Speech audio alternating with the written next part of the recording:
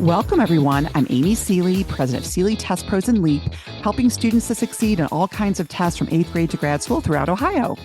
And I'm Mike Bergen, president of Chariot Learning, helping students with test, school, and life based out of Rochester, New York. Between the two of us today, we have over 60 years of experience at the highest levels of the test preparation and supplemental education industries. We both love to talk and learn about the latest issues in education, testing, and admissions. So let's get down to tests and the rest. The fascinating topic we want to explore today is college transitions and distress tolerance. But first, let's meet our special guest, Katie Burchenal. Katie Burchenal is a licensed professional counselor based in Cincinnati, Ohio. Her private practice specializes in counseling for teens, individuals, and couples. Known for her empathetic approach, warmth, and humor, Katie connects deeply with her clients. She is dedicated to empowering individuals to pursue self-growth beyond therapy by offering solution-focused homework and practical strategies for daily life. She assists teens and young adults with issues such as academic stress, social relationships, divorce, self-discovery, confidence, anxiety, communication challenges, and transitions to high school, college, and post-college life. Welcome. Thank you. Thank you for having me. Katie, thank you for joining us. What we're going to be talking about is such an important topic, and certain aspects of it are ones that a lot of educators and parents and students are not aware of. Before we dive into that, we'd love to hear about your background in counseling and mental health. Sure.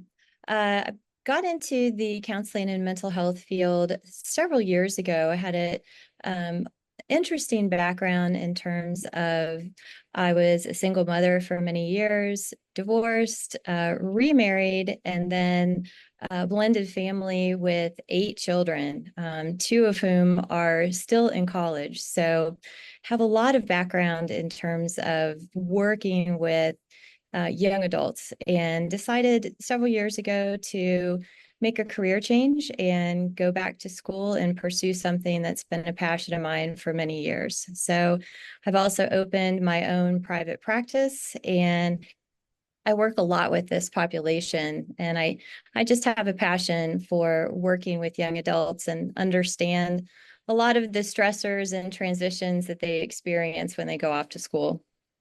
Well, you mentioned having a blended family of 8 children. So I've got to believe you might at this point have seen it all with having 8 children. That certainly creates more opportunities to manage different kinds of kids, right? It does. And I do laugh with friends, because when I have friends whose younger children are starting to look at colleges, I'm like, just call me before you go, because I feel like I've been to almost every campus at this point between school visits. But as you know, each child is unique and has their own challenges and circumstances. And I like to think that I have a lot of empathy for what young adults are going through today, especially with making the transition to college and a lot of the experiences that come along with it. I like to say, for parents, we don't want to feel like we go and push our child off the high dive and then step away from the pool. And sometimes I think that's what happens when kids go off to school. It's a super exciting time, but it's also a time that a lot of individuals are without support systems that they've had for many years.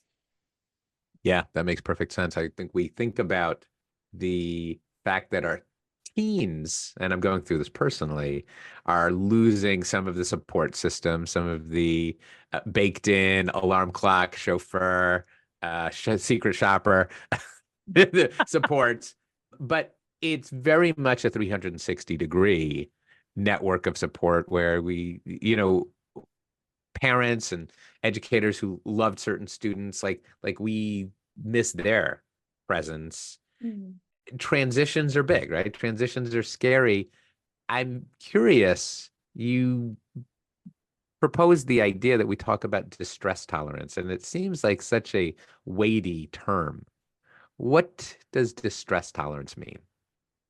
Distress tolerance is basically the ability for individuals to withstand stressful and challenging situations. So in other words, what skill sets do people possess to be able to manage and work their way through anything that life happens to throw at them? I think very adjacent to a stress to distress tolerance would be resilience. Yeah. What does resilience look like? And what does it look like for this younger generation? Yeah, when you said that, I just wrote an article on resilience. And when you were talking about distress tolerance, I'm thinking the same thing. It's like, what do we build for ourselves, and what strategies can we use to manage inevitable challenges and crises? I like to refer to it as the emotional toolbox. So if you have a toolbox that represents how you cope with emotions, challenging situations, stressful situations. If you open your toolbox, does it look like you just walked out of Lowe's and it's fully equipped and you could pick up anything at any time to help yourself? Or is there like, one rusty screwdriver sitting in there that hasn't been used in a while? So when I work a lot with teens and young adults, we talk about the emotional toolbox, and basically my job is to help these individuals load up their toolbox so that when they enter a new situation, when they go off to college, when they get a new roommate, when they start a new class, when their first assignment is due, when they have a midterm, when they start to not feel well, and they go to that toolbox, what is in there for them to pull out? Your metaphor of a toolbox, it's so visually clear, where we think about individuals we know, and it's not just teens, like, just individuals that it's very clear all they have is that one rusty screwdriver. Like their method of coping with every challenge is the same, and sometimes not a good one, not adaptive at all. I think what's interesting too, in terms of what we do as counselors, a lot of times people have tools, but they don't realize that they have them. So sometimes you'll hear somebody talk about a situation where they displayed a lot of resilience, but at the same time, they'll say, but there's no way I'm going to be able to handle going off to college. And you say, well, hold on a second. You joined the debate team and you felt woefully unprepared and you made friends and got involved and you were successful. These are all skills that you can use and put in your toolbox because it's worked for you in other places in your life, which sometimes that's our job, is to bring it to the attention of students and young adults. Hey, you actually do have some of these skills and they have worked for you in other places. Let's use them now where they're needed. I think that is so important talking about it that way, because what it means is that you're being deliberate and intentional in understanding, like, you have certain skills. And there's, I think, just as we can probably all attest as adults, we can look back and see situations where we did just that. But it's the knowing that we did just that that kind of provides, sort of even more bravado in taking on new things that might be difficult or uncomfortable, because we know we've done it before. But if we don't acknowledge it that way, we think this is something new that we probably aren't prepared for, and yet we actually might be. It does sound like, though, what you're describing is how important it is that students in high school potentially become aware of what some of these skills are, or kind of, tools we have in our toolbox, because then that prepares them better for what they might encounter, as we're talking about, when you go to college and maybe you do not have some of the support that you previously had. I'm wondering if you could kind of tell us, what are some of those issues and things that might come up that are going to make this distress tolerance even kind of lift, make it more difficult for students? Yeah, it's going to test your distress tolerance. Test your toolbox, if you will, right? Right. Make you run to the toolbox. I would say, as far as kids going off to college, some of the big stressors that we can touch on are being in a new environment, living with a roommate for the first time, dealing with academic challenges. For some children, for the first time, it's managing their own personal space. What does that look like? Self-care. It might be the first time that they are in charge of feeding themselves, figuring out what dietary choices make sense for them. It might be the first time they're no longer on a sports team, for instance, and they're kind of in charge of their own fitness. What does that look like? Time management is another huge stressor as well. And just the overall social stressors of putting yourself in a very unfamiliar environment and feeling like, how do I hit the ground running here when I'm feeling very unsure and uncertain about myself? It's funny. Last night I had a conversation with my um, daughter who's in college, and we were having a conversation because she did transfer. And she made the comment that she can manage her school life, academic life. She could manage her personal life. But what she found living on campus is those two worlds being sort of intertwined was something that she found difficult to manage, which, like, that's interesting that we can think about there are these segments of management, but sometimes having all of them at the same time or not seeing the separation could mean somebody you thought was prepared for something actually would be like, wait, I wasn't as prepared for that, which is kind of an interesting thing, right?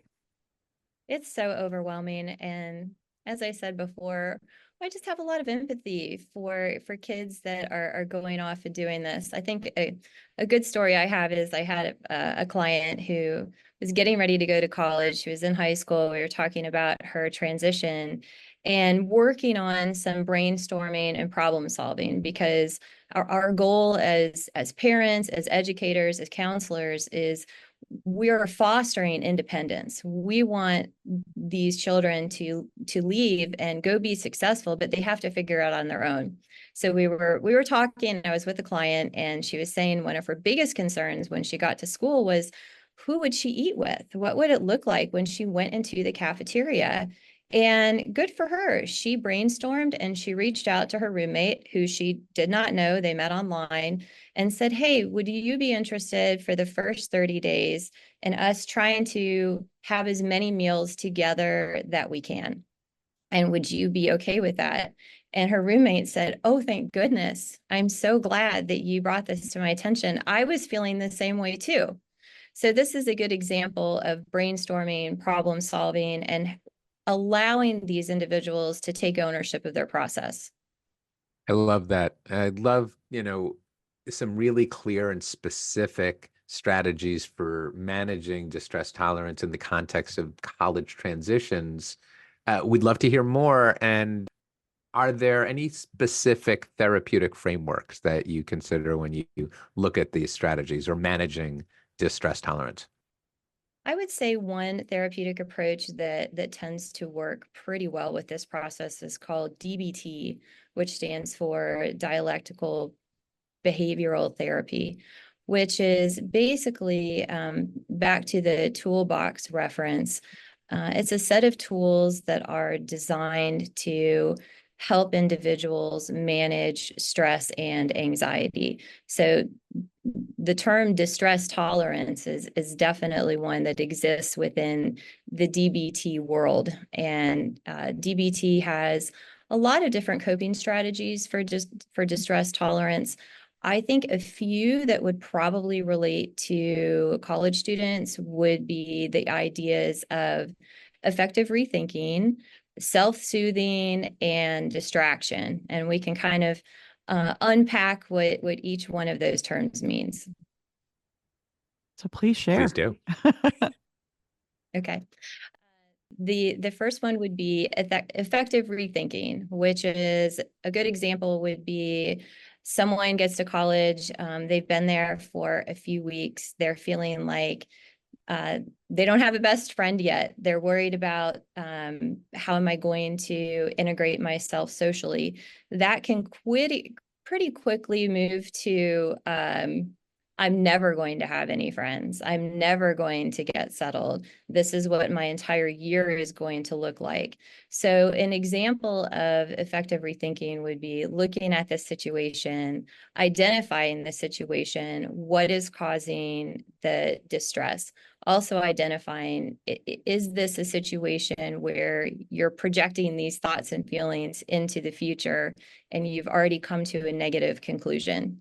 So an example of effective rethinking would be, I'm going to get more involved. I'm going to pick some more clubs. I'm going to put myself out there. I'm going to interact with other people on my hall. And I am going to move forward and have friends, relationships. And a lot of times we'll pair that with relaxation. So if there's the mindful breathing happening, when there's calm breathing going on at the same time, you're rethinking what your situation will look like when it improves. I think that makes sense. I mean, just being practical, I can imagine like this person, we've all had those moments, what if this doesn't happen? What if I never get any friends? What if I'm never successful in this? And it just, that can lead to a real spiral of doubt and depression and negative self-talk that you want to intercept as quickly as possible. It's hard because when kids are in high school, a lot of times they have their parents for that. The second that they start to feel those emotions, maybe around the dinner table that night, they might say, hey, here's what I'm struggling with. And they immediately have that support and that feedback. And again, when kids go off to school, especially if they're not living at home, then we look at these situations where they are having to manage all of these thoughts and feelings on their own. So effective rethinking is one way for students to help themselves. The second one would be self-soothing, which is basically we're tapping into our taste, our smell, our touch. Is there anything going on around us that we can utilize to help with soothing any stressful thoughts and feelings that we might have in the moment? So that might look like mindful breathing. It might look like music. It might look like a walk with a friend. What are some things that students can wrap their arms around to help calm them down in the moment? And is that kind of really like what you said earlier? When they're in high school, they might use family or friends to sort of do that soothing. But the idea is in this transition to college, you lose those particular things that might have helped you to almost like self-regulate. So making sure you have, again, like these tools of here are the things you can do for yourself. If you find yourself kind of alone, what can you do to make yourself feel better, right? Yes. I think that, most students when they're in high school, they have a support system that basically is assisting them in taking care of their minds and their bodies. And then when they go off to school, it's exciting because you have a lot of autonomy for the first time, which I think a lot of kids fully embrace and think is a wonderful thing. But I think with autonomy also comes a little bit of fear. Well, I wonder too, do you feel like, and obviously we all have children, we're older and we have older children. I almost feel like that autonomy these days is actually much scarier for college students than it might have been back in our generation, where we sort of embraced autonomy, like getting out, being on our own. I feel like this generation doesn't really desire autonomy, maybe as much as a prior generation may have done so.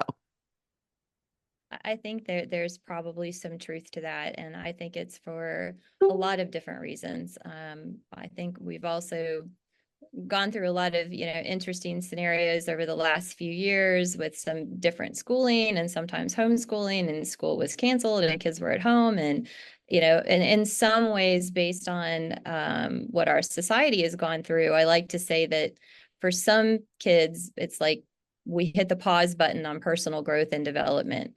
And then we shuffle them out the door to go to college, and the tape is running, whether or not they're ready.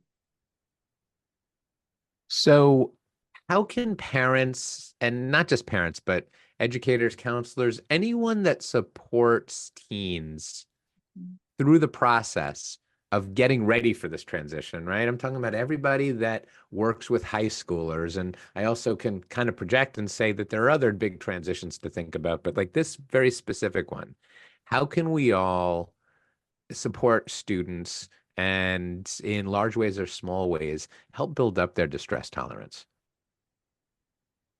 I feel that there's two things that educators and parents can do that I think are super important. Number one is working with the student or working with your child to really establish what is their vision for their experience. So let's start with that. What kind of experience does this individual want to have in school? What do they, if they envision a successful 4 years for themselves, what does that look like? What are they involved in? What do they want potential outcomes to be? And I think once you're able to identify some of those things, I've had clients in my office that lay out this fabulous vision for themselves, and they're in every club and they're super social and they have all of this going on and their grades are great. And I said, okay, fabulous. Whatever is happening now, we need to develop a skill set for you because you are missing some of these skills now. So you're telling me that what you want in college, you don't necessarily have right now. That doesn't mean that you cannot develop those skills, but that's our job, is to help these kids figure out what their vision is, and then how do we equip them so they can realize their vision. I appreciate the pragmatic approach to this, is that a lot of people in this world have fantasies about their lives. And it's not just like, I want to get there and I want to be really social. And you say, well, then why do you stay home every weekend and not go out? Right. But, we work with students all the time. We're like, well, I want to be a writer. Great. What are you writing now? Right? I want to do this. Well, how is that part of your life? And to just say, what the vision that you see for yourself, how can we start building it now? Just like you kind of described the students that, they are about to put themselves through a massively stressful situation. But we know some students that have absolutely protected themselves, inoculated themselves from any kind of stress, and they never put themselves out there and thus never had to develop the tools to manage stress in the moment. I think for a lot of kids, though, at this age, especially when they're still in high school, they have not completely connected the dots yet. And that's understandable. They're still growing, they're still maturing. I think it's our responsibility to A, help them connect the dots, and B, help them down the path to success.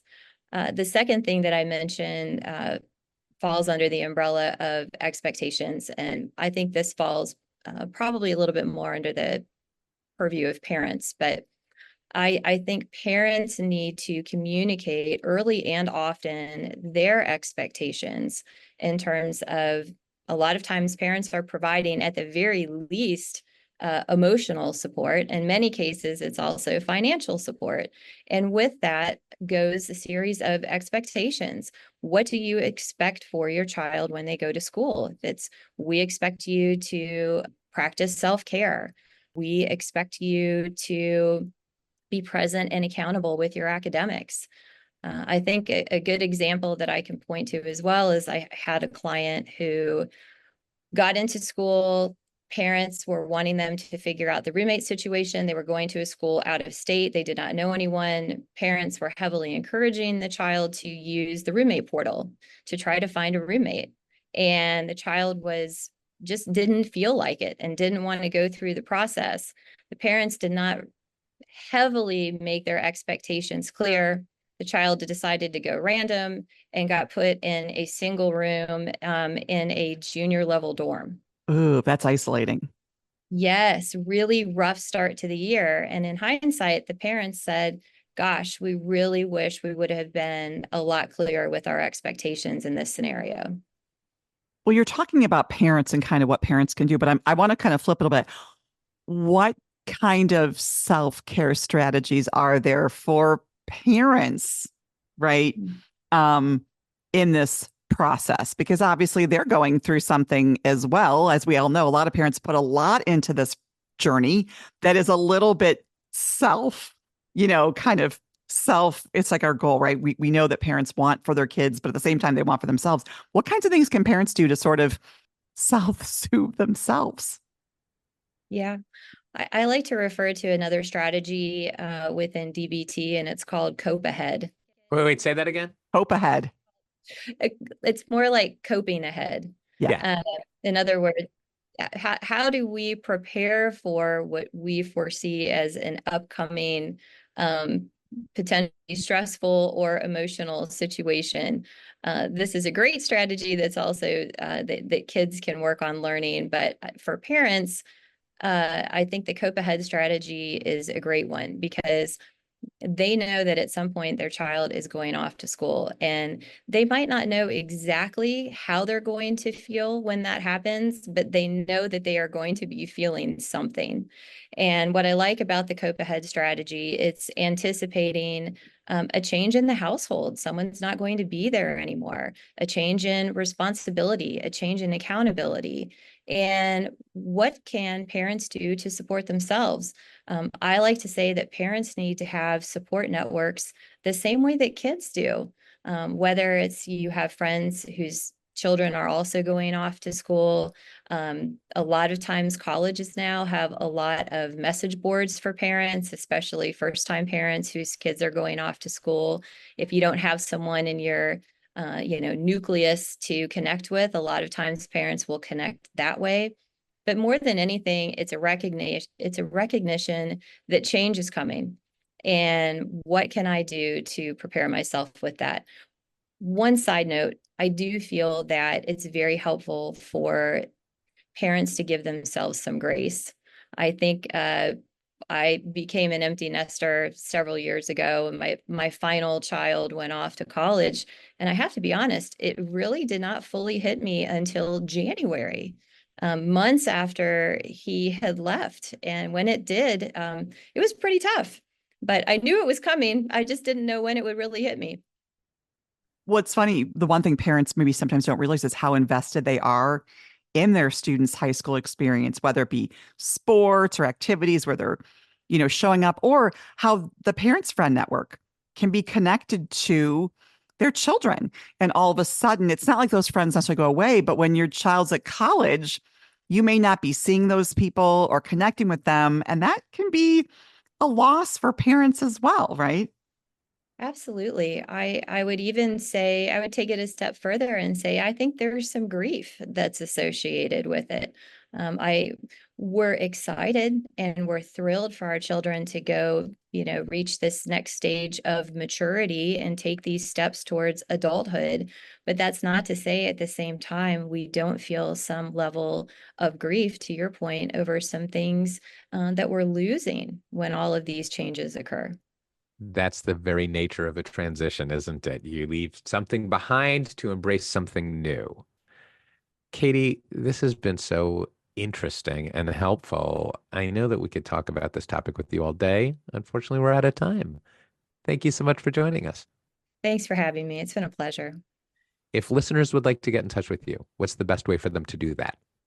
I would say visit my website, www.katieburchenal.com. It's actually, I'm sorry, katieburchenalcounseling.com. I think it'll probably be in the podcast notes. Me trying to spell my last name repeatedly is always, we'll take care of it, Katie. All right, sounds good. Awesome. We hope you enjoyed this discussion as much as we did. Be sure to join us for another fascinating topic and guest on the next Tests and the Rest. Did you enjoy this episode as much as we did? Find expanded links and more for this and all of our episodes at our show page at testsandtherest.com. While you're there, be sure to explore everything the larger TestBright site has to offer, including real, expert, unbiased answers to the toughest admissions testing questions. Of course, we'd love for you to rate, review, and subscribe to Tests and the Rest on your favorite podcast platform. If there's a topic or guest you'd like us to feature, just let us know and spread the word.